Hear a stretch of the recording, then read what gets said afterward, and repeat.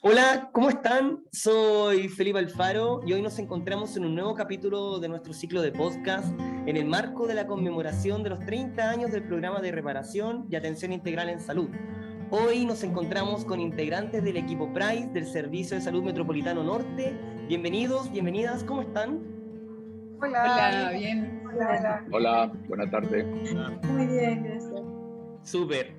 Feliz de tenerlos en este espacio y escuchar su experiencia, ¿cierto?, en torno a lo que se ha ido desarrollando como política pública de reparación en salud. Es por eso que me gustaría preguntarles aspectos relevantes de la historia local, ¿ya? ¿Cómo comenzó el PRICE en el Metropolitano Norte? ¿Qué aspectos relevantes les gustaría contarnos a nosotros y a los auditores que lo están escuchando en estos momentos? Bueno, es la historia del PRICE Norte. Me presento, soy Carlos Lozano, médico psiquiatra. Fui el primer coordinador del programa PRICE en el área norte cuando no existía en ese entonces, y me remonto al año más o menos 2002, ¿sí? Y en ese entonces ocurrió una cosa que era bien peculiar, y era que los beneficiarios del área norte se atendían en el Metropolitano Occidente, ¿sí? En el consultorio Andes. Y entonces, en ese entonces, el director del servicio, el doctor Patricio Evi, al darse cuenta de que un paciente de Tiltil tenía que ir a atenderse a Pudahuel, área de Occidente, era una cosa insólita, y entonces se sensibiliza con este tema y dice, no, vamos a traer el programa al área metropolitana norte. Y fue una experiencia muy agradable, muy enriquecedora, porque el equipo del PRICE Norte, del quien está Juan Manuel Galvez, que ahora va a hablar ahora, fueron quienes nos enseñaron, nos apadrinaron, nos acompañaron en el proceso, en la implementación y en el acompañamiento para trabajar en esta compleja problemática, y fue una experiencia muy grata que tuvo como consecuencia que después gran parte del equipo que trabajaba en el occidente se vinieron a trabajar en la arena norte. ¿Sí? Y entonces fue traerse toda esa experiencia acumulada de años, porque este era un equipo muy afiatado, muy consolidado que logramos hacer, y esto fue algo que en lo personal para mí fue de las cosas más hermanables y entrañables que tiene el programa PRICE, y es en eso, cuando hay un vínculo comprometido, cómo los equipos se afiatan, se apoyan en esta temática. Así que le dejo la palabra a Juan Manuel para que continúe, y a Almendrita, que son las personas, Valentina, que lleva mucho más tiempo acá con esto. Ok. Yo no puedo decir lo felices que estábamos de que se creara el PRICE Norte, porque el PRICE Occidente atendía todas las comunas de la zona norte. En un lugar que era el consultorio Andes, definitivamente era un sucucho, teníamos 3 box, ¿no? En donde los dividía unos vidrios, y uno escuchaba cuando estaban haciendo terapia en el box del lado, o el médico estaba atendiendo en el box del medio, o el trabajador social estaba haciendo el ingreso a un paciente en el otro box.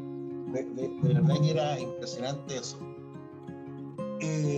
Por lo tanto, para el equipo y la posibilidad que se abriera el PRICE Norte fue un hecho súper importante. Eso nos permitió ordenar esta suerte de lugar y de espacio de atención.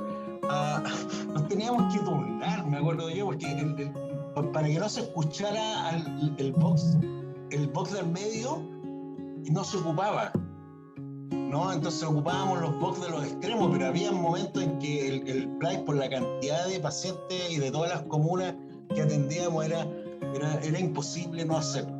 Era imposible no hacerlo. Entonces ahí nace esta sensibilidad de la dirección del Servicio de Salud Norte en ese momento, permitió una mejor respuesta a nuestros usuarios, digamos, si teníamos gente de Tiltil, de Molina, el trayecto era muy largo. Y fue una época muy linda, digo yo, porque a pesar de todas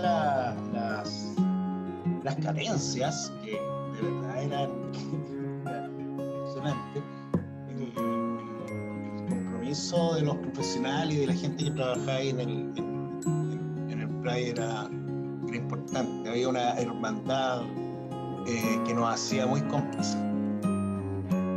Y después yo llegué al PRICE Norte como, no sé, muchos años después, como en el 2008, no sé, por ahí parece. Súper. Y en relación a la gestión, a cómo se fue instalando el programa y la evolución respecto a qué actores relevantes, por ejemplo, aparecieron para darle fuerza y forma a este programa en el territorio, ¿qué nos podrían comentar acerca de eso? Si me permiten, yo podría acotar algo. La primera instalación del programa PRICE en el área norte ocurrió en el CDT del Hospital San José, donde teníamos todo una ala en el servicio. Entonces, todo lo que era la atención por el lado de salud mental estaba cubierta, pero además la integración al paciente inmediatamente al sistema de derivación, contraderivación y especialidades, lo que también favorecía que se construyeran redes de apoyo, ¿sí? A veces formales, a veces informales, entre los especialistas, con quienes tú los tenías cerca para explicarle la complejidad de la problemática en la derivación asistida de los pacientes y en la misma contrarreferencia. Yo creo que eso fue uno de los mejores momentos que tuvo el programa, haber estado metido dentro del sistema, así como decía Juan Manuel, no metido por allá en un sucucho de gueto en el nivel más escondido de la red, ¿sí? Yo creo que eso fue muy, muy importante y creo que lamentablemente fue un espacio después que se perdió porque las especialidades y la demanda, bueno, no tuvieron que volver nuevamente a otro lugar físico, pero eso yo creo que fue algo que es muy importante y que yo relevaría de ese momento en el programa. Excelente. Muchas gracias por traernos esa experiencia y cómo fue claramente tomando forma el programa en el territorio. Ahora bien, en relación a los vínculos que se generan desde el ámbito terapéutico, ¿cierto? Pero también desde el lado más humano de ustedes, y entendiendo que atienden a población que ha sido víctima de vulneración a derechos humanos, ¿cierto? Y son sobrevivientes también de esto. ¿Qué pasa con ustedes respecto a este fenómeno? ¿Cómo se generan estos vínculos y cómo estos vínculos repercuten en ustedes? Mira, yo, Valentina Rojas, una de las asistentes sociales del equipo, yo nací en Price, en el Price Suroriente. Desde ahí me fui a trabajar el 2009 al norte y llegué casi junto con Juan Manuel también como en ese mismo periodo. Los chiquillos, la Almendra y Juan Manuel, que tengo que decir que es psicólogo porque no se presentó, que uno de los psicólogos del programa, que además también fue coordinador, creo, del PRICE Occidente en su época. Entonces, vengo como esa es mi llegada al PRICE Norte, con una mirada que tenía el coordinador de la época de tratar de llevar algunos elementos al programa, porque desde fuera lo digo como una funcionaria que venía desde otro, en ese momento como que el PRICE Norte era como la envidia de todos los equipos, era como que queríamos ser o ir para allá porque estaban instalados en un espacio físico súper adecuado, con muchas posibilidades del acceso a lo que decía Carlos, a poder hacer derivaciones asistidas, de interactuar más con los otros funcionarios y tener una llegada como más rápida, principalmente también por las gestiones que hacían muchas veces puerta a puerta los administrativos, que en ese tiempo la Almendra y Narciso, que iban a conseguirse las horas, hablaban con los especialistas. Entonces, como que todo el mundo, por lo menos desde el país donde yo estaba, siempre mirábamos con un poco de envidia al PRICE Norte, porque veíamos que tenía una capacidad de resolución importante para los pacientes, y como abordar un poquito eso, y como desde el tema de los vínculos, yo por lo menos, yo creo que la gran mayoría de los que estábamos en el PRICE en esa época, estábamos vinculados a temas de derechos humanos y además de una u otra manera también éramos PRICE. Yo soy PRICE, la Almendra es PRICE, muchos de los funcionarios de esa época son PRICE, entonces hay un vínculo histórico también relacionado con la temática. Entonces, para mí llegar a trabajar al PRICE fue un premio porque me titulé y llegué a trabajar después de haber hecho como carrera funcionaria. Llegar a trabajar al PRICE fue como el regalo de mi titulación, así como que no había sido mejor lugar para mí llegar a trabajar ahí porque siempre había estado vinculado a esos temas fuera del ámbito laboral. Llegar al PRICE fue un regalo. Entonces, como que yo creo que por ahí están los vínculos, principalmente de los funcionarios más antiguos del PRAIS. Y también ahí está el compromiso personal también con el tema. Hay un tema más emotivo que te vincula a la temática. Almendra, soy secretaria de aquí del PRAIS, ingresé al PRAIS el año 2004. Lo que cuentan mis colegas en realidad es así. Teníamos una suerte, por decirlo de alguna manera, que teníamos, digamos, todas las especialidades a nuestra disposición cuando estábamos en el CDT del Hospital San José. Pero éramos invisibles para el servicio. Nos volvimos muy visibles para conseguir cosas para nuestros pacientes, pero nosotros como equipo también fuimos quedando un poquito de lado. En ese tiempo nosotros teníamos en el equipo un solo computador que era para la secretaría, que no tenía tampoco internet, por lo tanto todo era de forma manual, todo era con fichas, muy a la antigua, con el paciente siempre presencial, con los beneficiarios siempre viniendo en familia casi todo, a inscribirse o a buscar algún tipo de atención. Era muy personalizado en ese tiempo el tema. Siempre nos preocupó mucho que la gente que llegaba al PRAIS se fuera satisfecha con una respuesta, con una hora de atención o con un examen que se le vaya a hacer. O sea, en esa oportunidad, como no estábamos con esta tecnología que tenemos ahora, no estábamos todos detrás de un computador, estábamos siempre esperando, digamos, a las personas atenderlos en forma presencial.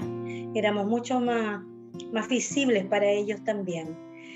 Y bueno, conseguir horas para los funcionarios, con los funcionarios, digamos, para nuestros beneficiarios, fue súper bueno, porque en realidad la gente sentía tal vez que tenía una atención personalizada y muy rápida. Entonces eso para nosotros como funcionarios también era súper agradable, quedábamos muy contentos que en realidad las cosas pudiéramos ver en el mismo momento que lo que nosotros estábamos haciendo daba sus frutos. Eso quería decir. Hola, sí, bueno, yo soy Carolina Rojas, coordinadora actualmente de este equipo. Y bueno, respecto a la pregunta un poco de los vínculos y de la experiencia como ser humano detrás de este trabajo, inmediatamente me remonta un poco a los inicios sobre todo. Yo no partí jamás como coordinadora, partí como psicóloga.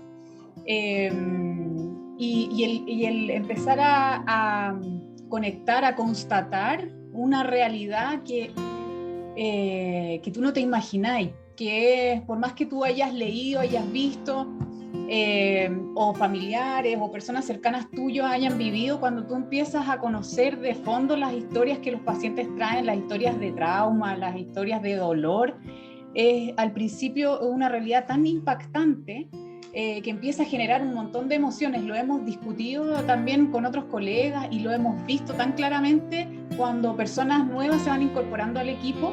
Incluso hoy día ya les vamos advirtiendo las cosas que les podrían pasar y les ofrecemos soporte porque entendemos que es una experiencia tan impactante, es tanto el dolor y es tanta la maldad que uno ve que estas personas han vivido, que resulta tremendamente impactante primero, doloroso. Recuerdo muchas veces haber estado conversando con otros colegas respecto de casi cómo hacerlo para contener el llanto, para contener la cara de impresión, para contener la angustia. Y eso mismo ha hecho que, bueno, algunos no logren y algunos profesionales no logren y salgan huyendo.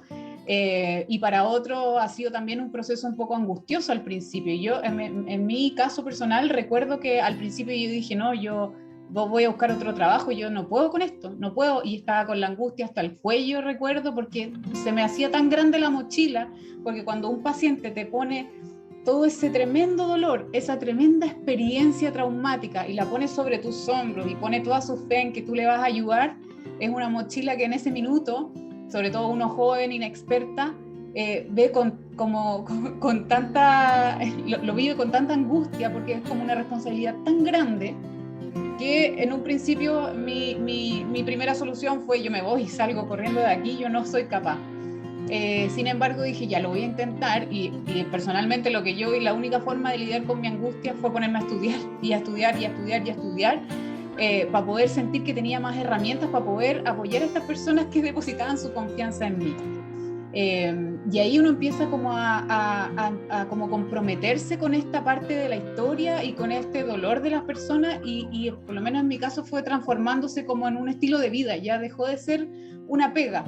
Uno empieza a adquirir un compromiso personal e incluso político, del que como no podéis zafar y como que no podéis diferenciar ya, pues se transforma en una forma de vivir y de ver el mundo. Así que desde ese punto de vista, a mí, como este trabajo, llevo ya 11 años trabajando aquí en el PRAIS, definitivamente me ha hecho ser la mujer que soy. O sea, si yo no hubiese pasado por esta experiencia, sin duda que no sería la misma. O sea, no tengo ninguna duda de eso.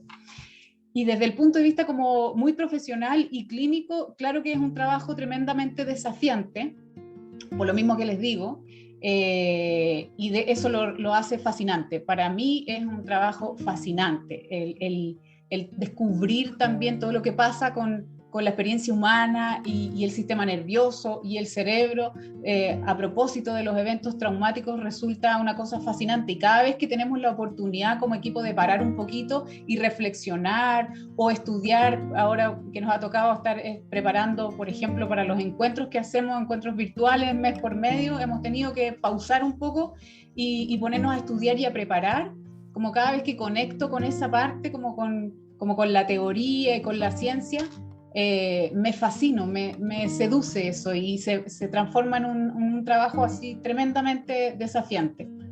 Y por último, también cuando uno ha ido como descubriendo todo esto, toda esta historia que vivimos como país y toda esta experiencia que los pacientes nos traen, a mí en lo personal me empieza a generar la sensación de que por lo menos un granito de arena estoy pudiendo contribuir a esto tan grande y tan manoseado que es la reparación, que es un concepto casi abstracto hoy día,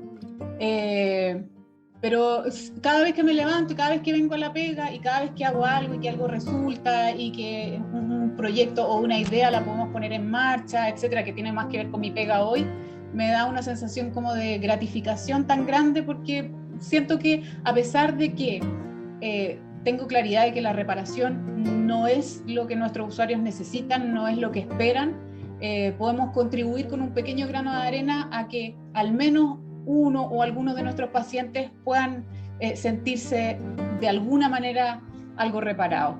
Y por lo tanto es un trabajo que tiene sentido, totalmente tiene sentido para mí. Tampoco me vería en una pega más mecánica en la que no tuviese sentido lo que hago día a día.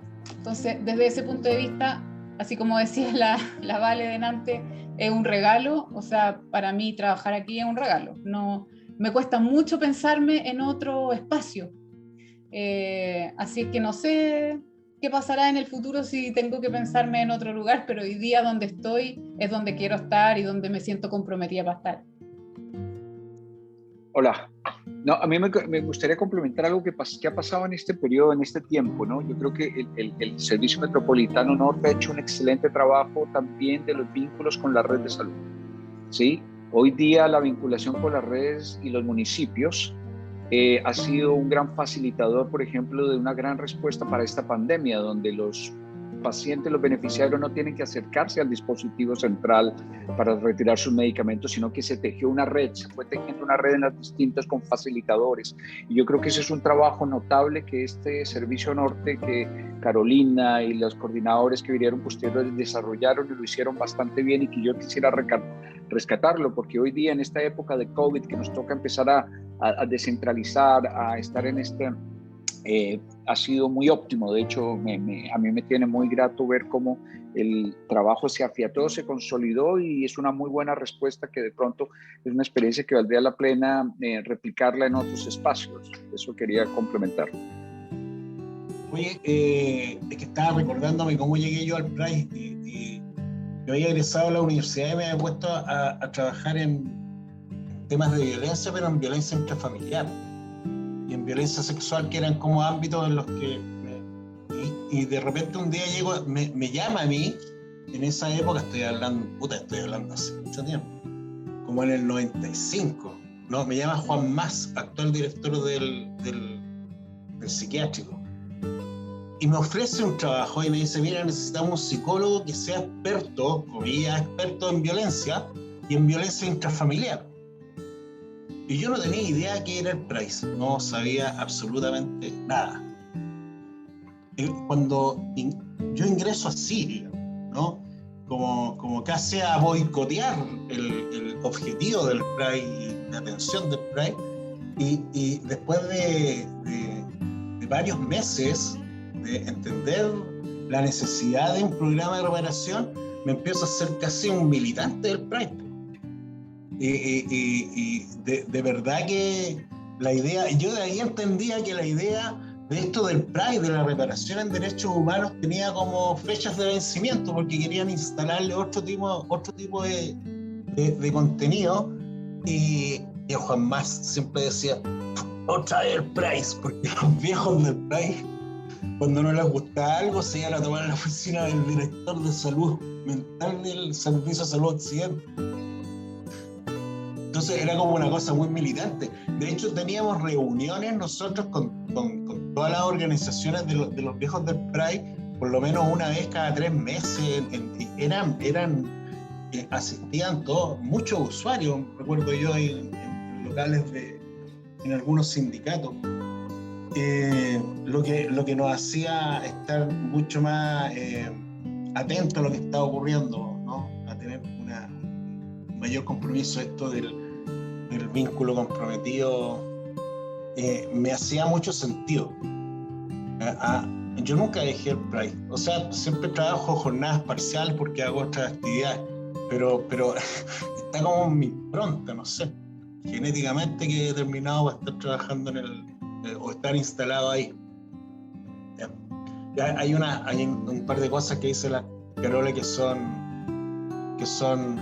estremecen, que nos deja de estremecer hasta el día de hoy. Relatos que uno escucha de los usuarios, que es imposible no conectarse, digamos, con esas pérdidas, con esos dolores, ¿no?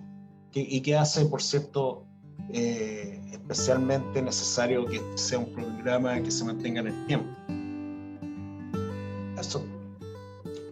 Muchas gracias a cada una de ustedes y cada uno de ustedes por traer tan importante respuesta a esta pregunta, que es conocer un poquito con lo que pasa a cada uno de ustedes con esta temática, que como ustedes muy bien lo dicen, hay profundas historias de dolor, profundas historias de vulneración, pero que impactan de una u otra manera en la forma en que se entiende el rol profesional, ¿cierto?, con el programa.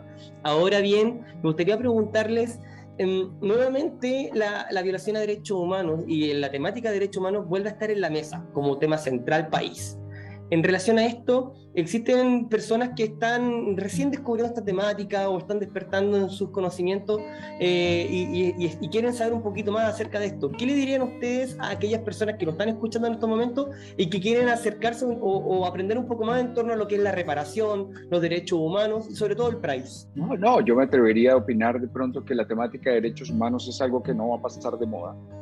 Estamos recientemente viviendo una situación a consecuencia del estallido social y de la protesta social, donde nuevamente se reactivan dispositivos que estaban latentes en nuestra cultura, en nuestra sociedad. Y también cada vez vemos más que las democracias, a través de ciertas posturas políticas populistas de derecha, no tienen ninguna objeción en nuevamente vulnerar los derechos humanos entonces yo creo que es una temática que tiene que estar vigente, que nunca va a pasar de moda, y que al contrario, ahora que las democracias están pasando por estas crisis de legitimidad en lo político y lo social, dispositivos como el PRAIS debiesen ser abiertos también para este tipo de situaciones contemporáneas y recientes que estamos viviendo, ¿no?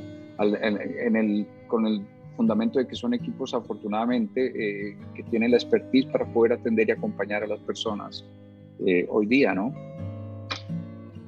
yo concuerdo absolutamente con Carlos, o sea, nos hemos dado cuenta que todos estos compromisos que suscribe el país ante los organismos internacionales finalmente es pura un voladero de luces, pero en la práctica nos damos cuenta que la violación a los derechos humanos han ocurrido siempre, inclusive muy fuertemente en gobiernos de la concertación.